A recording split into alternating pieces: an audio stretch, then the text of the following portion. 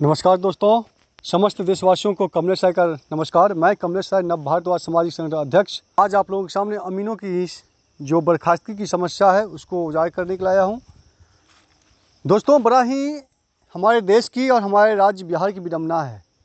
कभी कभी तो मुझे सरकार की नीतियों पर ही लगने लगता है कि इसका नीति निर्धारण क्या है, आखिर ये करना चाहते क्या है। कभी तो कहते हैं कि हम लाखों रोज़गार देने के लिए तत्पर हैं, और कभी जो रोज़गार में युवा है उसको हटाने लगते हैं। बता नहीं मतलब क्या माइंड में हमारे राज्य सरकार के माइंड में जो है सो आता रहता है, हम लोग को तो पता ही नहीं चलता है।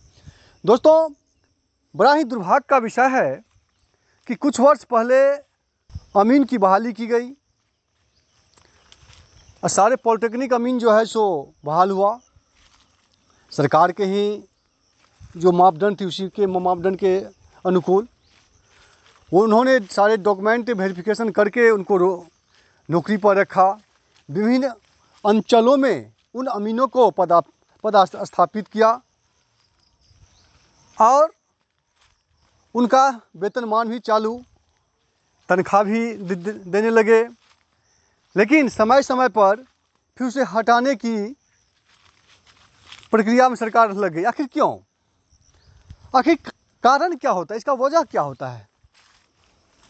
आज यही मैं आप लोगों को बताने का आ रहा हूँ दोस्तों, बता रहा हूँ आखिर इसका कारण क्या होता है। इसका यही कारण है कि सरकार समय समय पर, जैसे अचानक कोई भूकंप आता है, पता नहीं रहता है, अचानक भूकंप आ जाता है, लोग डगमगाने, वैसे ही खबरों की सिलसिला जारी रहे इसके लिए वो जो भूचाल करते हुए दिखता है, आज उसको हटा दिए, कल उसको स्थापित कर दिए।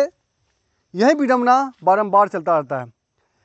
बारंबार अमीन या अन्य कोई कर्मचारी काम छोड़कर सड़कों पर उतर आते हैं और उनके ऊपर जो सरकार के ही नौकर पुलिसकर्मी है लाठीचार्ज करते हैं, हाथ पांव तोड़ देते हैं। अपने ही कर्मचारी के ऊपर, अपने ही कर्मचारियों से हड़ताल भी करवाते हैं, अपने ही कर्मचारियों पर लाठीचार्ज भी करते हैं। आखिर ऐसा क्यों? क्या फायदा होता है सरकार को इससे? आखिर एक दिन जो अमीन या कोई कर्मचारी यदि अपने काम पर नहीं जाता है तो कितना नुकसान जो है हम लोगों को झेलना पड़ता है। आज कहीं उसे नापी के लिए जाना है सरकारी कर्मचारियों को, लेकिन कहता है हमारे पास अमीनें नहीं है, और उस अमीन के साथ हमेशा सरकार जो है लड़।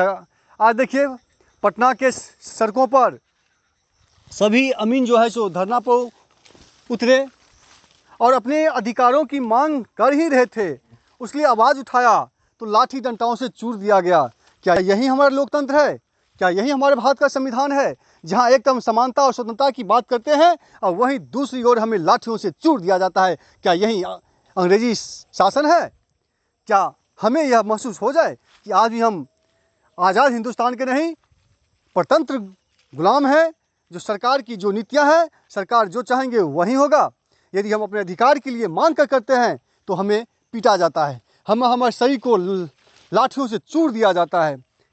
मैं अपने देश के नौजवान साथियों से, नौजवान युवाओं से यही कहना चाहूँगा कि हमें अपने अधिकार के लिए एकजुटता रहना बहुत ज़रूरी है। यदि हम एकजुट नहीं रहेंगे तो हमारा अधिकार हमें नहीं मिल सकता है, क्योंकि सत्ता हो, पक्ष हो या विपक्ष, जो सरकारें आती आएगी जाएगी, ये सब अपने अपने वर्चस्वता जमाते रहेंगे और हम कर्मचारियों पर वो हमेशा लाठीचार्ज करते हुए और हमें हमेशा नीचे दिखाते रहेंगे।